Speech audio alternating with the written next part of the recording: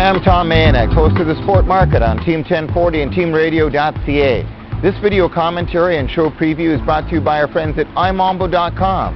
Imambo means business. This week marked the face-off to the 2010 Stanley Cup playoffs, coming off a year in which the National Hockey League had a very good one at the turnstiles, with almost half of the franchises in the NHL averaging more than 18,000 fans per game. It also was a week that had all kinds of debate and discussion around the apparent lack of respect and recognition accorded the Sedin twins, Henrik and Daniel of the Vancouver Canucks.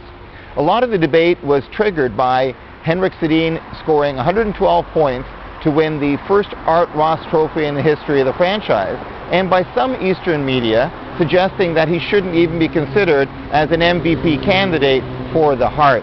Three questions come out of all of this for me.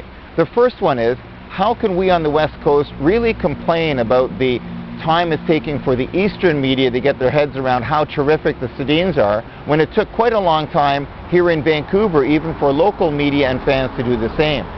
Question number two, how can the Eastern media truly appreciate talent that it rarely sees because of a National Hockey League schedule which has 78% of games being played within each conference? And question number three, how can the NHL really build its brand and the personal brands of talent and players such as Daniel and Henrik Sedin with such a limited television platform in the United States, especially with NBC schedules that only begin in January with the Winter Classic each year, and the limited reach of Versus, and not having exposure to the sports juggernaut that is ESPN? Those are three big questions, and in my books, the answers are: number one, give the Eastern media some time. These players aren't going anywhere, and they're only getting better with each season.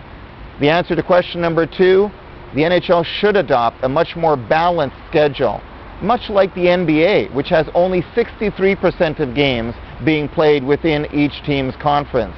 And the answer to question number three, complement NBC and Versus. Get a third partner on board.